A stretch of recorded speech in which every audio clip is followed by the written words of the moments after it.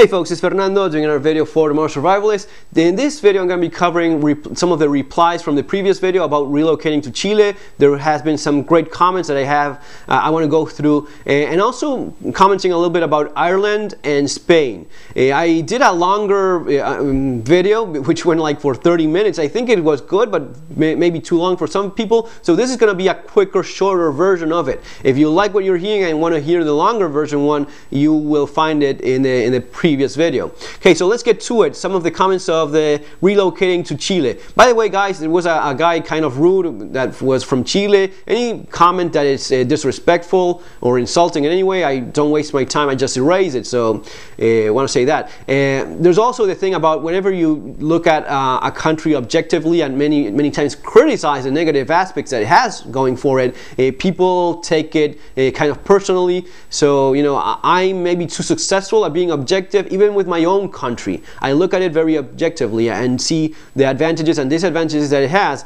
Maybe I'm too successful at that, but doesn't mean that I don't love Argentina. I love my country. I feel very strongly about it, but when I analyze it coldly as a place for living and for relocating, when I do that kind of detailed analysis, I have no other option but to be completely honest. First comment: Sweden or Germany? You'll freeze your nuts off there in winter. One thing very nice here in LA was 83 degrees today and a bit toasty, but sure beats the blowing snow and sub-zero temperatures. Spain better, but their economy so bad. The young people are committing suicide. Very sad. A great point regarding weather. If there's one thing that Ireland has as a disadvantage, would be weather. You know, if you are used to sunlight, if you're used to warmer climates, if you are the kind of person that feels bad on cloudy days, if a cloudy weather puts you down, do not move to a place where it's cloudy most of the time. I'm not particularly sensitive to that, but even then, even not being very sensitive to that, after years go by here in Ireland, with the climate that you have in Ireland and Great Britain, I mean, yeah, it does get to you and it kind of gets old. If it's not fast, it's soon enough, unfortunately so. Big points to keep in mind anywhere you're thinking of relocating. Safety. If you don't have safety, you do not have freedom. Forget about it. You're not going to be free living, no matter how rich you are. If you're in an armored vehicle and in a garden mansion, you're still in a golden cage, but a cage nonetheless. That's what's going to be happening to you if you have the money in developing nations. Then the economic stability and the cost of living as well. How much of a developed nation is it? What kind of standards of living are you looking at in that place? That's a pretty big aspect as well. Then after that, I would be putting, weather. Weather would be a pretty big point. You should put the phone down and make more eye contact when talking to your computer. Very distracting. Well, sorry, if it's not the phone, it's a piece of paper because I have to keep on reading the comments and such. I believe you say. I believe you're saying to bypass South America altogether. Yes, that's exactly what I'm saying. As someone that has lived there most of his life, South America has very good things going for it. But the disadvantages that it has, especially for someone that is not from there already, most cases you're not going to be nearly as happy as you are already in your developed country, if that's where you're coming from. Thank you, Fernando. I'm from Northern Europe, but have lived and worked in third world countries in Africa and South America for many years. And with those years abroad as an experience, I try to tell my friends really how amazing it is in a first world country. What people complain about in Europe and Northern Europe is just petty things, really. They really don't understand how freaking good it is back home. The day-to-day life in first world is so easy compared to third world. I think it comes down to many people is just being spoiled when they complain about what they think is real problems here and naive when it comes to relocating.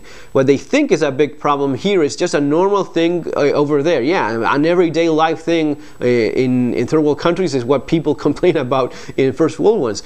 Bugging out to a third world country and you don't have an education, not being a millionaire to get a secure mansion or knowing the language, don't know a thing about the culture or local manners. Fun, yeah. Yeah, I completely agree with that. I completely agree with, you know, many of the things that people in developed nations consider issues, problems, or whatnot.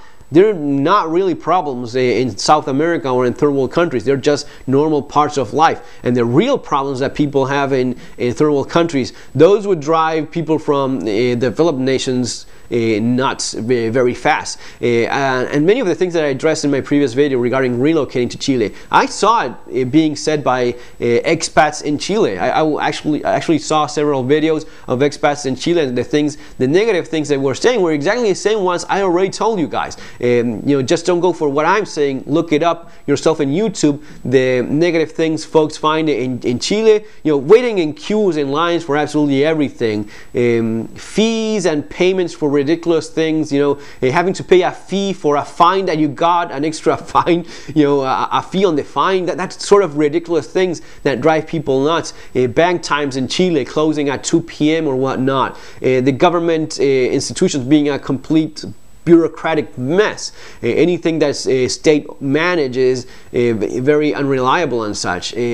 The guy that got angry from Chile was saying that it's a developed country. It's not. Chile is not a first world country. If lucky, by 2018, if it manages to keep growing, maybe by 2018 it could be considered a developed nation.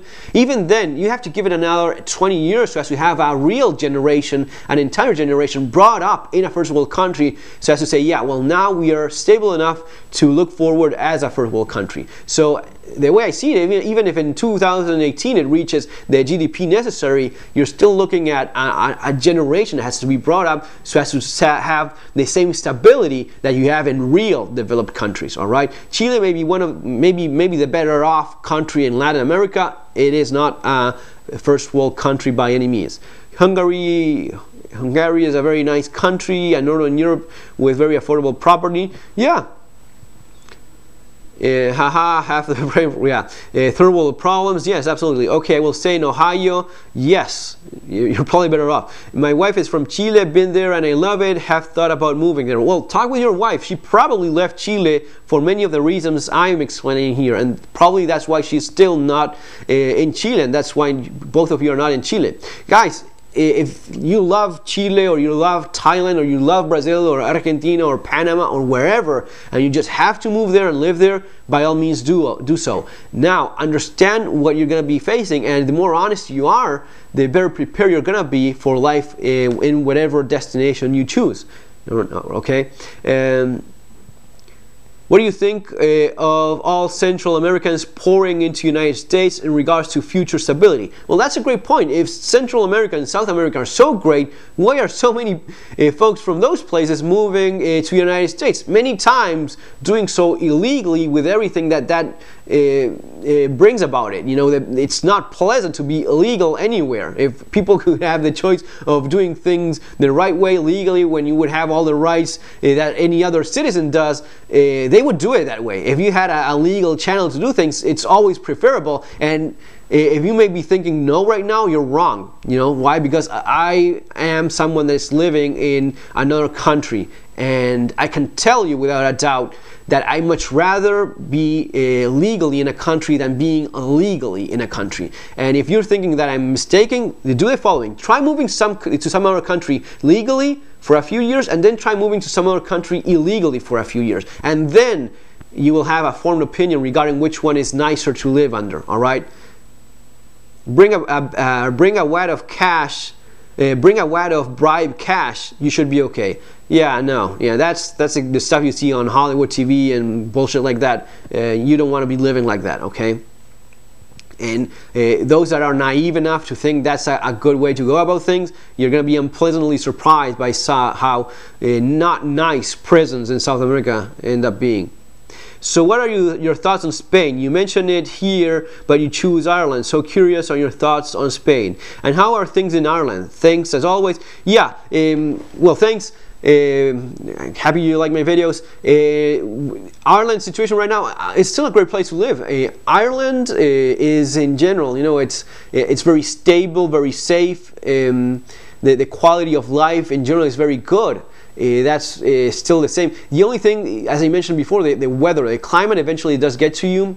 I'm not particularly sensitive to it, but even then, after years go by, as always, any country that you're going to, you will have a period, first few months, maybe the first year, where everything looks great because you're living like a tourist there. Then when you start really living like a local resident and start seeing the things people complain about and such, and maybe at first it doesn't really bother you as much, but after years of the cloudy weather and such, it does. Yeah, it's something that makes you some people, especially if you're particularly sensitive, it does bring you down quite a bit.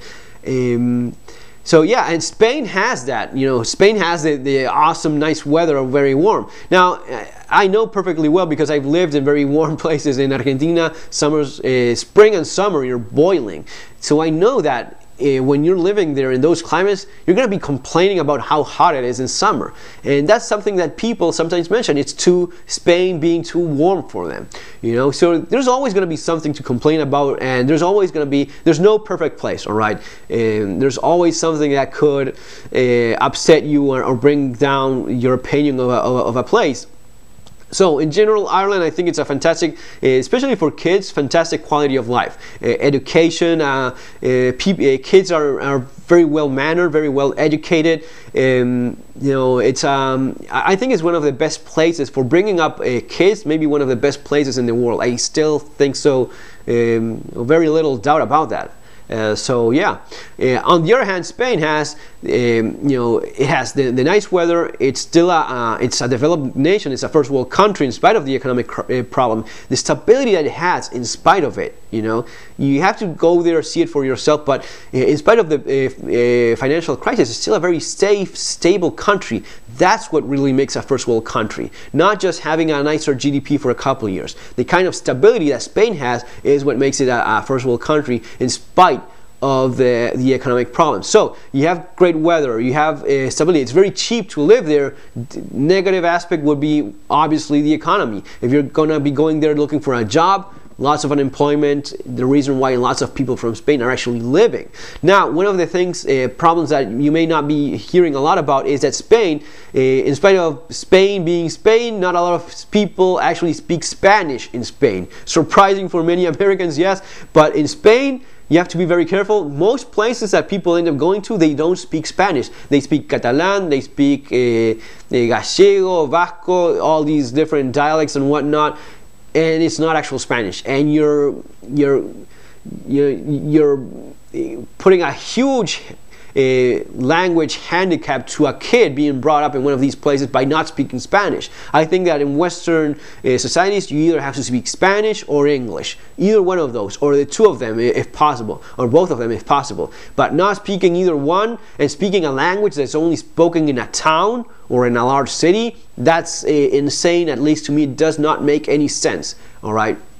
So that's not something that I would be going for, and that would be one of the reasons why Spain is in many of the cities is not as attractive. Now the good news is that in the southern coast of Spain, the Costa del Sol, Marbella, Malaga, all those places, those are there are places where they speak Spanish. So that's already a very nice thing because you have the great weather, the cost of living is pretty good, quality medical care is also very good. It's actually one of the best there is in Europe. The medical care in Spain is actually very, very good, and they're speaking Spanish. And besides that, there's a large expat community that speaks English in that part of Spain, in the southern coast of Spain. Lots of expats from UK, from Ireland, many Americans as well. So they choose that because of the nice weather, the coast, the beaches and such.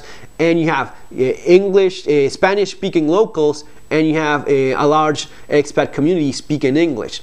So it's very easy to find groups of people that speak English over there if that's what you're looking for. So yeah, absolutely. If you have the option, maybe especially if you are retired and you don't have kids, southern coast of Spain would probably be one of your best options. Folks, more of this stuff covered in my book, Bugging Out and Relocating, links below. I do have the longer version of this same video in case you want to check it out, even though this one ended up being pretty long in its own. Guys, take care, have a great day, see you on our next